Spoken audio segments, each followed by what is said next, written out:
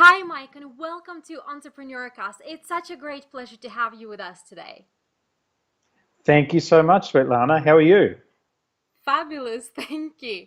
So, Mike, before we get on with the business side of things, tell us a little bit about who are you outside of your business and what do you enjoy doing in your spare time?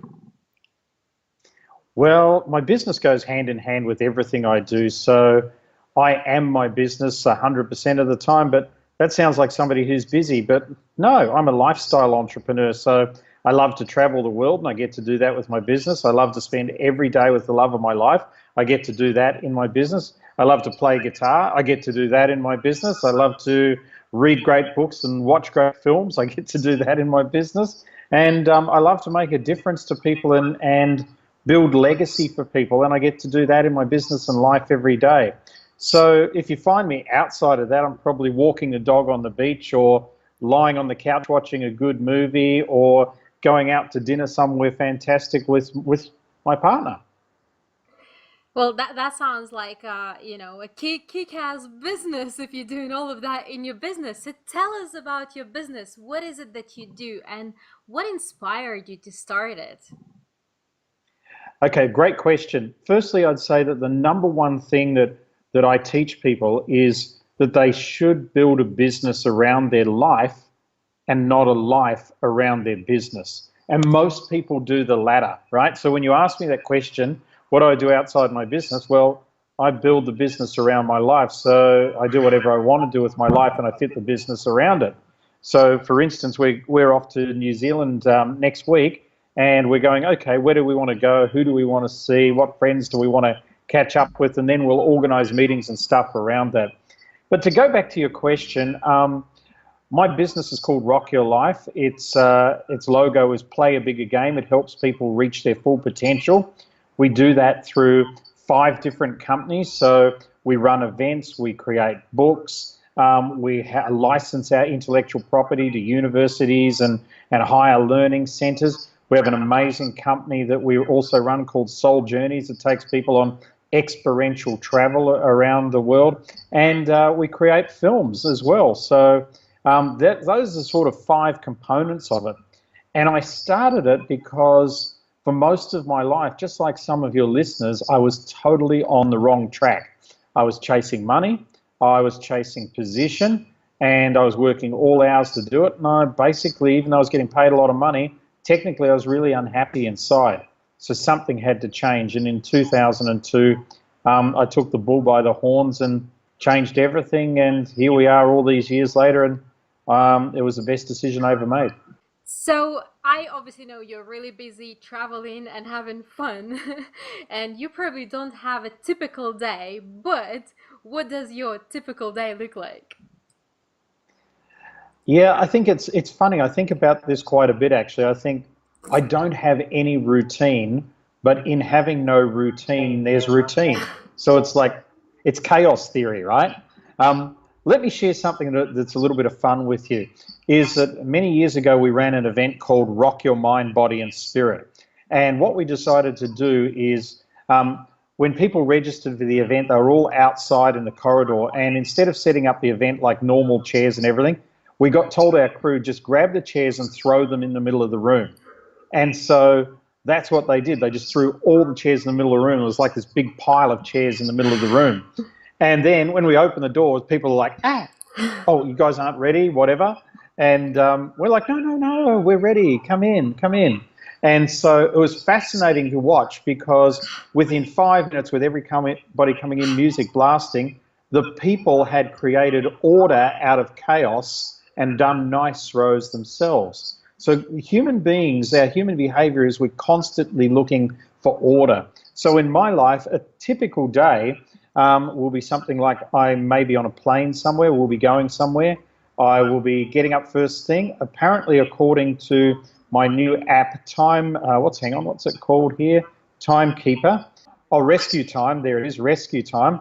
I spend a maximum of 45 minutes doing email each day, which is way too long, right? The rest of the time, I tend to be building keynote presentations for events, working on different apps for some part of our business, talking to clients. looking at opportunities, sitting in airplanes, watching movies, 4.5 times around the world last year, according to my travel app. And so, yeah, so a typical day is any one of those things, and going out with some amazing people for dinner. Last week, for instance, we had some of our titanium level clients, they're our biggest clients, fly over from Malaysia and spend 5 days with us. And we were with them from 9 in the morning till 10 at night. And we traveled, we did touristy things, we revolutionized their business at the same time. And we had some great food and great company. So that's sort of a typical day in my life, really. So basically, just living a dream.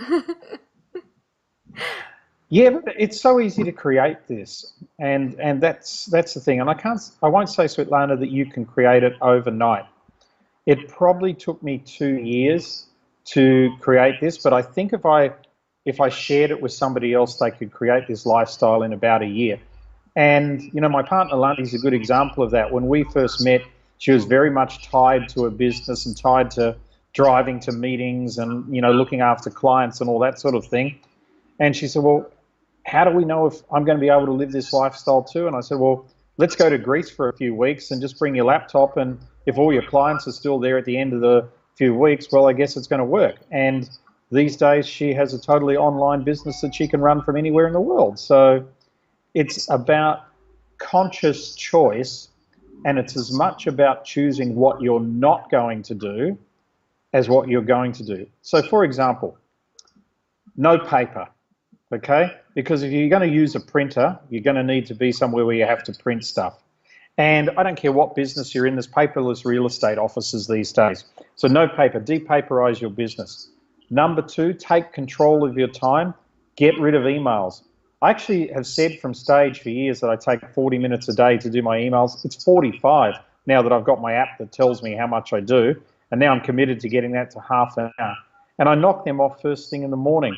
Then make sure that you put what you want to do in your life in first and build everything else around it. So if you want to go to the gym or have a great dinner with your family or something like that, put that in first and then build everything else around it. They're probably some of the keys to doing that. It sounds all like really great, but I think people would think, how can I build everything around it? Like, you know, whatever I want to do, you know, get that done. How do I go out and find those clients and feed them around it, and, you know, and do all the contracts, let's say, without paper? Yeah, well, I loved your first question, and that's the key to it, right? Your first question to me was, tell me who you are. And here's the thing that we've found. In my company, Rock Your Life, has been operating since 2006, okay? And in that time, I've worked with over 250,000 entrepreneurs, people just like your viewers, in over 48 countries. Well, not over, in exactly 48 countries. And this is what I've learned. The number one reason that entrepreneurs fail, do you want to know it? Of course. Drum roll. The number one, that's it. The number one reason entrepreneurs fail is because they don't know who they are. Here's a thing to do. Next time you go to a networking function, listeners, try this. Go up and meet somebody new, and instead of saying the normal questions, say, hi, I'm Mike or Svietlana or whatever. Who are you? And they say, I'm John. You say, that's great, but who are you? And they go, I'm an accountant. You say, no, that's what you do. Who are you? I'm a father. I've got 2 children. No, that's what you have. Who are you? Very few people can actually answer that question. Very few people can answer it. And if they can't answer it, it means they don't understand their values. And if they don't understand their values, it probably means that they're living somebody else's values, like their parents or a school teachers or their brothers, sisters, or the media's. That's the worst one. And that means they're probably unhappy in their life because they're chasing something that's a false god to them, and they'll realize one day, perhaps when it's too late, that everything needs to change. I would suggest to them that the first thing that they do is they work out what's really important to them, what they want their life to be about, what they want their children and their grandchildren to say about them when they're gone, and what they want to be remembered for, and then build everything around that. And as I said, it can't happen necessarily overnight. For some people it does, But for me, it took a couple of years, piece by piece by piece by piece.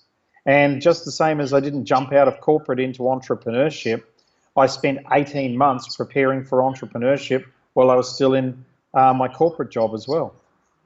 So, Mike, would you say that you discovered the exact blueprint that any entrepreneur could follow and create the lifestyle that you have? Absolutely, 100%. Without doubt, anybody who's prepared to follow the blueprint can have whatever lifestyle they want. Some people look at my lifestyle and goes, "Oh, I don't like traveling so much." You don't have to travel, right? But you might just want to work from home with your family. You might not want to have to get into traffic every day, especially if you live in London or New York or somewhere like that, and go everywhere in traffic. You don't have to. There's different ways to do it. So absolutely, categorically, yes, I'd stake everything we have on the answer to that. So, Mike, throughout our entrepreneurial and business journey, we all come across a lot of challenges.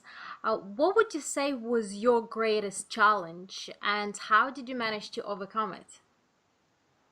My greatest challenge always is self-belief, okay? And sometimes I find myself in the weirdest situations. And I'll give you an example of what that is. I said that we make films. We produced our first film in 2010. In 2012, we started working on our second film. Our first film we licensed to QTV, a channel out of the US. It's gone out to 500 million homes worldwide. It's been amazing what that film's done. So we're working on our second film, and one thing leads to another, and I find myself in the office of Ashutosh Gavaikar, who is an Academy Award nominated director from Bollywood and one of Bollywood's biggest directors, multi-squillionaire guy, lovely guy, cooked me lunch, and we sat down and chatted about our new film, which is based on the Bhagavad Gita, right, the Indian sacred scriptures. And at one point I said to him, "Ashutosh, my life is so weird." He said, "What do you mean?" I said, "I never would have believed, if you had asked me just 2 years ago if I'd ever be sitting in the biggest director in Bollywood's office pitching him my film, I would have just laughed my ass off," right? And he started laughing. He said, "Mike, if you told me there was going to be a white guy in my office who knew more about my sacred scriptures than I do, I would have laughed my ass off." So life's funny, right? So self-belief is definitely something for me. I'm very surprised sometimes when things work out and they become bigger than what I expect them to be, or it took me ages to realize that, I've actually got a letter thanking me for my work from President Bill Clinton for our philanthropic work until I actually dug it out of a file one day and read it. And then I went, wow, this is actually pretty impressive. So I'd never sort of thought about it before. The second biggest challenge, I think, in business is always getting the right people, having the right team around you. And it's a constantly moving target, and it's a new world in which we live in. So there's new ways to do it, and it's about engaging people in your dream. And you'd be blown away if you start talking about your vision, your why, and your big dream, how many people actually want to be part of it. You just mentioned there that sometimes your vision or whatever you start becomes bigger than you would ever imagine. And would you say that is the case because you are so passionate and you love so much what you do? I think that's got a big part of it, right? And I definitely think that, but also I think so many of us put restrictions on what we can do. And I read a book in the 1990s when I still had a job for a living, but it was by a guy called Dan Sullivan, and it made perfect sense to me. What he said was this: he said, most people try and grow their business by 30%, 40%, 50% on a good year. What would you do differently if you decided to grow your business next year by 10 times, by 1,000%? And I thought about that, and I thought, wow, that's a really good question. And I believe that the quality of your life comes down to the quality of your questions, not the answers that we have. So I started looking, and I think about that a lot. So often when I'm looking at something, a business plan or something, or when I'm working with a client, I'll say, okay, you want to turn over $1 million next year or something like that. What would you do differently if you were aiming to turn over 10 million? Because if you aimed for 10, you might hit 3 or 4, and that's 3 or 4 times what you expected, and that's pretty good. That's a very good point. We should really think that way. So Mike, obviously, you've done a lot of really exciting things, but what would you say was your greatest success? Finding the love of my life. Mm. I love it. Nothing comes close to having the right person by your side every day, believing in what you do, and you believing in what they do, and it becomes this, infinity connection thing. So that, all the business stuff and all the awards and everything like that, that's all great. And I hope it continues, and money and everything like that, but that's the key. The day that you shift or graduate from this life to the next one, you're not going to give a damn whether you won Entrepreneur of the Year or whether you had a Ferrari in the garage or what. None of that matters. What matters is love. So to spend that time with the person you love, it's definitely my greatest success. And what would you say drives you? Taxis? Not Uber. I'm against Uber at the moment. Seriously, I think it's an innate something inside me that wants to see people, and you'd be a great example, achieve what I know is within them. And so many as people are scared to take that next step, even if they're already successful. They don't believe where they could go with that next step. So nothing gives me more pleasure than when, one of our clients won her Woman of the Year last year in Asia. One of our other clients was given a huge award in their industry. Even one of our smaller clients won Franchisee of the Year for their franchise. That sort of thing just makes me go, aha, I know you can do it. And that's the stuff that keeps me going. Plus, also, what we do from a socially responsible side as well is a huge driver for me. That's energizing the different charities and things like that I'm involved in and making a difference that way as well.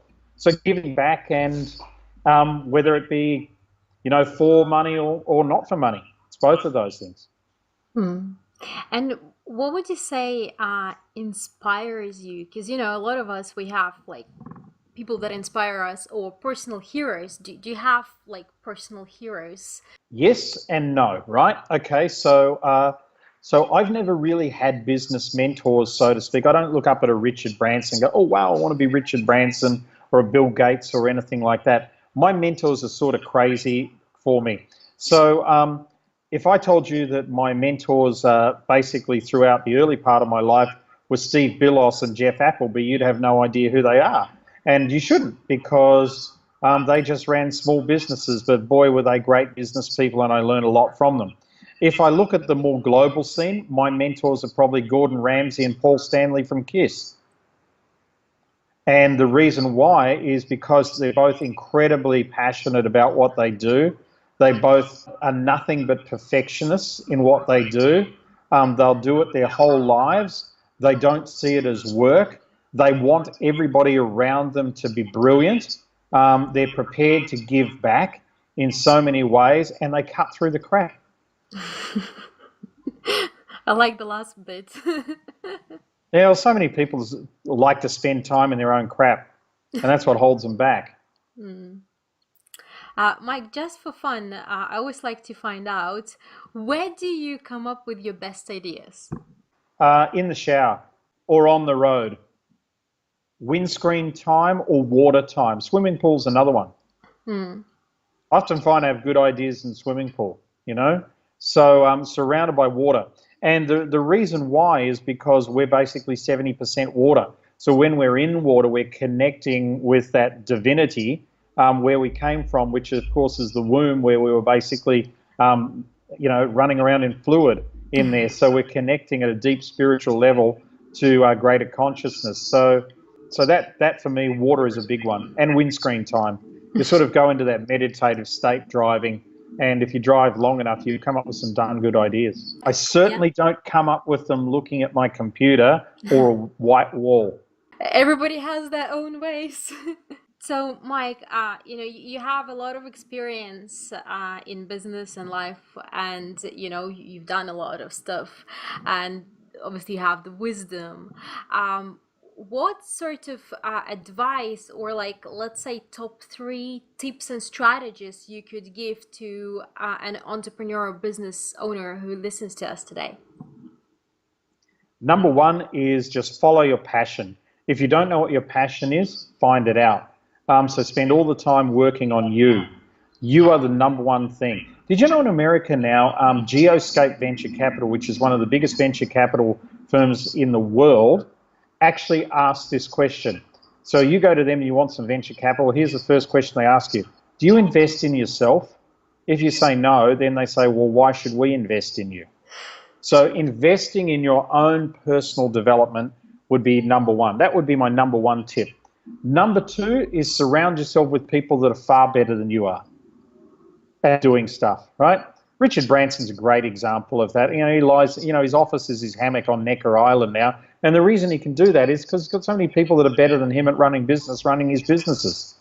And if you're good at selling your dream and you have a big why behind it, and the why is not we're going to make $1 million, because actually nobody really cares about that, but the why might be something that just touches somebody's heart and grabs somebody's heart, then you'll build a great team. So that would be the second one. And the third one would be show up, step up and give back.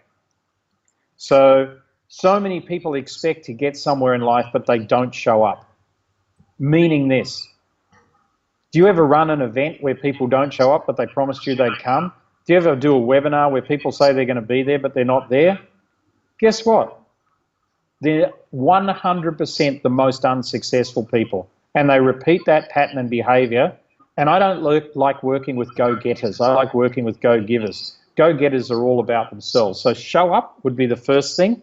Then when you do show up, step up. So you're in an opportunity, you get an opportunity. So step up, take control, put what you want out there, offer your assistance, etc., etc. And the last one is once you've reached some modicum of success, start giving back.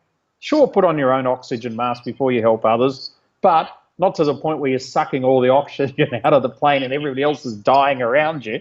So start giving back. That'd be my three. That's great. Thank you for that. It's actually a very good point, because you're definitely right about people not showing up to events, because I've been obviously running events for a couple of years, and it happens all the time. You have like 60, 70, 80 people registering, and then you'll have like 20 or 30 showing up, and it's really funny, because I think, we don't know how universe works. It somehow works out the ways for us to connect. So what I've realized many times, when I would register to go somewhere, or I would commit to being somewhere, and then I would really feel tired or low, and I would be like, oh my God, I really don't want to be there. But I would go anywhere. I'd push through that. I'd go there, and then I would meet someone who is like incredible, and I'm like, oh my God, if I wouldn't come today, I wouldn't meet this person. So that's just, Absolutely. You're absolutely right, and that's a really good learning for anybody who's listening to this, is to do exactly that. Sometimes it's raining, sometimes it's cold, sometimes it's bad traffic, or any other excuse. Excuses are just excuses after all. But the fact of the matter is that when you show up, and I'm not just talking to an event, but show up on time to a meeting, show up when somebody asks you for some help, that sort of thing, that's what makes people great. And you know what? The people who always show up are always the busiest people, and they're always the most successful. So, Mike, did you, like, throughout your years of running business, did you discover any sort of resources that you could share with us that made your life easier? For sure. Probably the first one is, I'll give you some non-practical ones and some practical ones. The non-practical are far more important, right? But people are going to go, oh, that's non-practical. Does he have anything practical? Yes, I do. Okay. So the first non-practical one is spend time looking at your why and looking at your values. The more time you refine that, the more you spend on that, the more you bounce it off other people, the clearer you'll get. And clarity is a key to success in business. The second one I want to give you is take time for yourself. Don't be a workaholic, right? It doesn't work. Take a lot of time for yourself. Build your business around your life. Make your life around your business. Now I'll give you a couple on practical stuff. Really good book to read is Tim Ferriss's 4-Hour Work Week, right?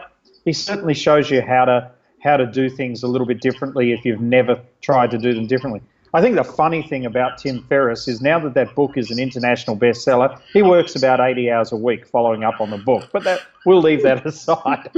Secondly is success in anything is a combination of value that you can add and leverage that you can give that value, right? So therefore, what most entrepreneurs do as a mistake is they just, if things go wrong, they start putting more value in, okay? Or this client's going to pull out or whatever, I'll add more value in. Or I want to make sure that these people stick around, so I'm going to do this and this and this for them, okay? But most people forget about leverage. Leverage means magnifying or multiplying your value. So if you do that, if you forget about leverage, then you just have, it's like a one-legged sack race against somebody who's sprinting, right? Value and leverage walk hand in hand. So if you can magnify or multiply something that you've got, it will make your life a heck of a lot easier. And the other thing is definitely get a coach, confidant, mentor, somebody around you who's doing that sort of work, because, you know, being introspective can work to a point, but all the great people have coaches and mentors. All of the great ones, all of the billionaires have coaches and mentors. I once, and this might help you as well, is that I once got some great advice from a billionaire. The billionaire is from Cape Town, South Africa, and he said to me, Mike, do you know the difference between a millionaire and a billionaire? And I said, well, I have my ideas, but what's your opinion? He said, simple. He said, I'm a billionaire and you're not. I said, that's true. He said, so I'm going to tell you. He said, the difference between a millionaire and a billionaire is billionaires make decisions, millionaires don't. And what he was really saying is billionaires make decisions like that. Millionaires take their time and make decisions, and the rest make no decisions. They procrastinate over everything, from what shoes they're going to wear today, to what colour their logo is going to be, to what word they're going to use in their copy, etc., etc. And that's why they never make it. So don't procrastinate, make decisions. That'll make your life easier. Even if it's the wrong decision, you're going to learn from it. Oh, another one is trust your gut over your head. You know, your gut won't lead you wrong, your head will, because it's been imprinted into. And work on your why all the time and your values. You know, it's still playing on my head what you said about millionaires and billionaires. So I just wanted to go a bit deeper in that. Do you think that is true? Do you think billionaires take like really instant decisions? Absolutely. So they don't. Yep, I've worked with a few of them now, and I've had a few as clients. So, and they are all very quick decision makers. You can tell them an idea, and the one, I'll give you an example. This was told to me by a client of mine who used to work for Richard Branson, and he was at a bridal shower for one of his staff, and he gave the lady a couple of bottles of champagne. He said, "Have a great wedding," and she said, "Before you go, when I come back, I'd like to pitch you an idea." And he goes, "Pitch me now." And she's like, "Oh no, I haven't really thought through yet." He goes, "Well, just tell me now." And so when Richard Branson asks you that, I guess you say something. So she goes, "I've got an idea for a company called Virgin Brides." And he goes, "Hang on a sec. Virgin Brides. I'll tell you what I'll do. I'll give you X amount of salary to start it up. go and see Bob and Bill over there. They'll do the business plan for you, and have a great wedding, and we'll see you back in your new role when you come back. Bye. And everybody was blown away. He made that decision in a split second to start a new company. Why? Because in his gut, he went, this can work. He probably didn't even know what they did. They ended up selling bridal wear. Actually, the company failed, if I know my history rightly. It lasted about 3 years, but it wasn't a profitable Virgin company. But in his gut, he just knew, this is something I want to go for. And just the same way as he bought his first plane. This is something I want to do. Great entrepreneurs make decisions fast and then back it up later. And here's another example for you. Have you heard of Walt Disney? Yes. Okay, well, go and study Walt Disney. Walt Disney sold everything he never had. So I'll give you an example. Disneyland, if you've been to Disneyland or anybody's been to Disneyland, one day I was sitting in his office and his brother Roy came in and he said to Roy, he said, I need you to get me $5 million. This is in 1951 or something. His brother Roy said, what for? And he said, well, I had our art department rough out this sketch. I want to build a theme park. It's going to look something like this. And he just had a picture of the castle. And Roy said, well, it's not a very good idea. And Walt said, well, I've put an option on some land in Anaheim, and I've invited all of the press in Los Angeles in tomorrow and telling them we're going to do this. So I need the $5 million by tomorrow morning. And Roy said, it's impossible. I can't do it. And if you go to Disneyland today and go on their oldest ride, it's a small, small world. You'll see sponsored by the Ford Motor Company in there. And that's who gave them the $5 million overnight based on a piece of paper that he had some student in their art department rough up for a dream. Wow. And that's how he ran every movie, everything he ever did. He sold his big dream and made it happen later on. What I really liked is actually a previous example as well, because you also, because I was actually going to ask about that. What about if you, because if you make instant decision, then so 50% of the times it's going to be a wrong decision, right? And it might be the wrong decision. So how do you sort of deal with that? And like, what if it's a wrong decision? That's why, you kind of want to take time, you would assume, right? So, but you kind of answered that with, he kind of took the decision. It wasn't profitable, so he just dealt with it, right? Absolutely. But he made that decision with every business, and he's got a, multi-billion-dollar company. But what I really want to say is not to say you make a stupid decision, but to say that you go with your intuition. And I'll give you a great example, right? This will really seal the deal for you. Go and ask any real estate agent if this happens almost on a monthly basis for them. Ma and Pa come out on a Sunday to look at some properties, and they say, oh, this is our dream house. Oh, isn't it lovely? Oh, it looks over Brighton Beach. Oh, that's what we've always wanted. And they say, well, it's £1 million and here's the deal and da-da-da. We need to think about it. We need to go and talk to our bank. It's a little bit expensive. Okay, great. All right, well, off you go. Toddle. 2 days later, they ring up and they say, we've talked to our bank. We should be able to fund it. We'd like to put in an offer. And the real estate agent goes, sorry, we sold it. Ask any real estate agent and they will tell you that happens to them regularly. What people should do is they should go, oh, that's my dream house. Wow, it's everything we've ever wanted. Let's sign a deal today and we'll put an offer in and give us 48 hours to go to the bank and see if we can get the money, and then we'll firm it up or we'll pull out. It's called a due diligence contract. They would have secured the property. And that's exactly what great business people do. They go, this seems like a good idea. Right, I'll secure this opportunity and then I'll make sure it's the right opportunity, because maybe I've got to run some numbers over it. Maybe I've got to see if I've got the resources. Maybe I've got to see if my business partners want to do it with me or something else, and whatever's individual. But what most people do is not that. What most people do is, I want to think it over. When people tell me they want to think it over, I tell them one of two things. I'm not the right person you should be working with, number one, or I'm going to change that way of doing business for you and you're going to thank me for it very soon. Depends which way I like them. If I really like them, I'll tell them the latter one. If I don't really think that they can be successful, I'll tell them the first one. Mike, a lot of people I talk to, they say that at some point in life they came across a book that changed their life. Did you have such a book? Yeah, but I wrote it. No, I'm only kidding. I'm only kidding. Um, but actually, I do like a number of the books I've written. I really do. And actually, when I get stuck, sometimes I go and read parts out and I go, oh my goodness, I should be doing this. Of course, I'm the one who thought of this. It's amazing that when that happens. I think probably the number one book for me was The Celestine Prophecy.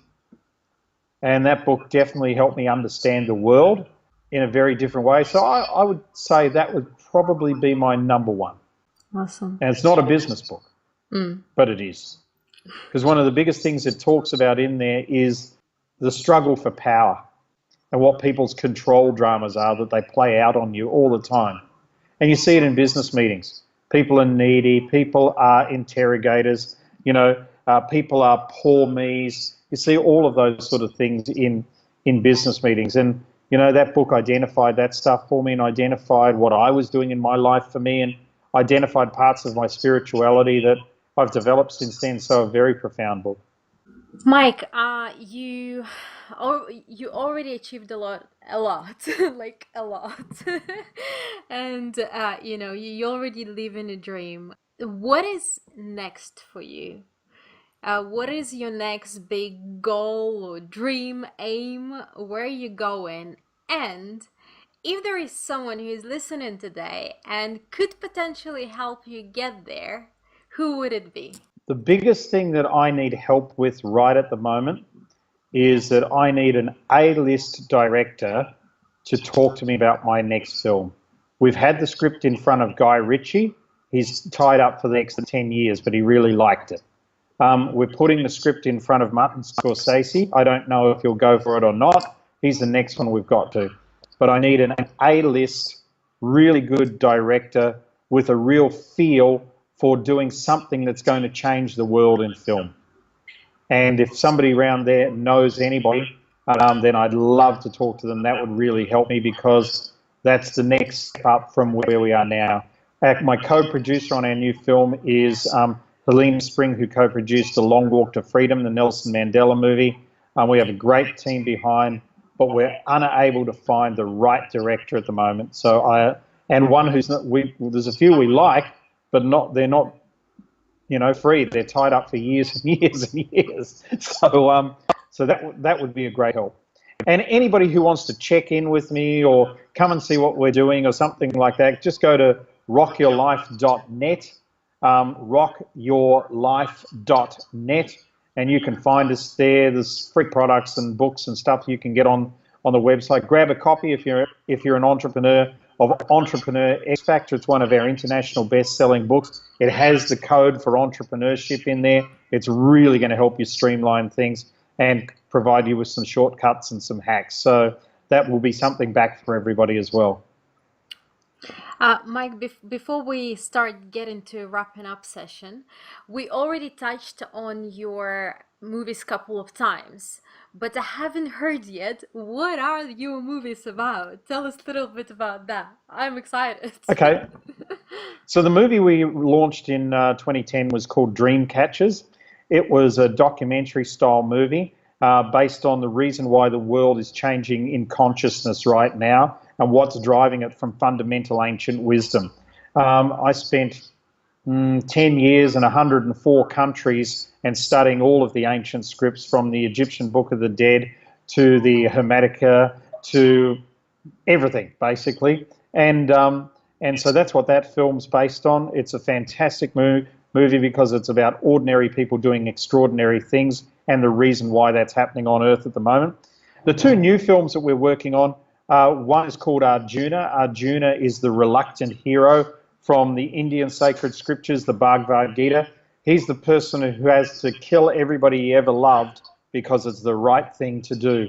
And there's some amazing wisdom in that that's just so relevant for the world today in that.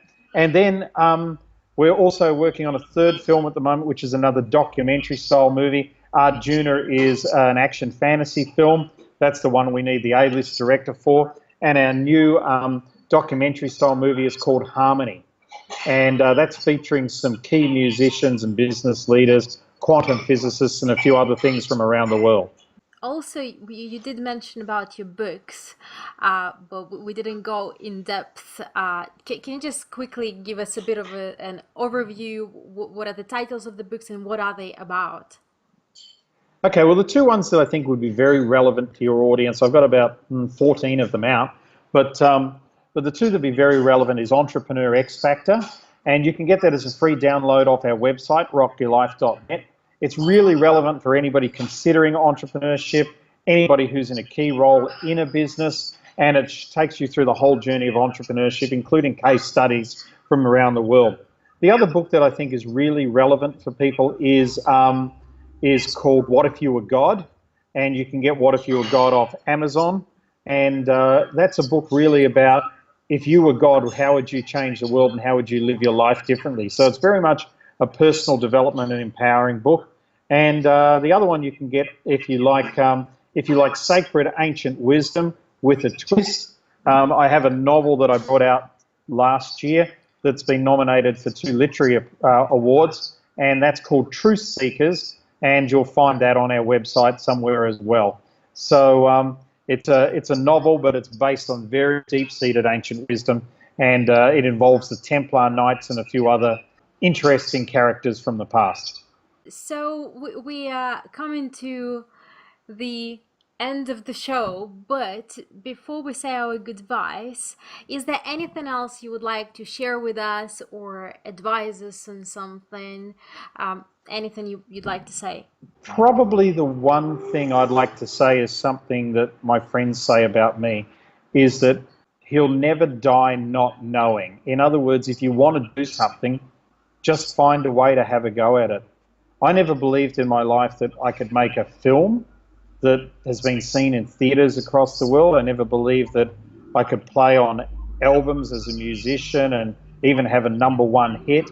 And I never believed that I could be a successful entrepreneur and have a global lifestyle and be able to do what I want pretty much every day. But all of those things have been able to happen just because I've started something, just because I've showed up, and just because I've persevered when other people would have given up. So it's your life. Have a ball. Brilliant. And the best way to find you is through your website. Yep. Website's the best way, rockyourlife.net, or our Facebook group, which is Rock Your Life Global. Well, thank you so much for coming on the show. It's been a total delight. Really grateful for your time, and hopefully I will see you again soon in London. Great. We'd love to do that. And thank you so much again, Svietlana. Have an amazing day. And thanks, everybody. We'll catch you around.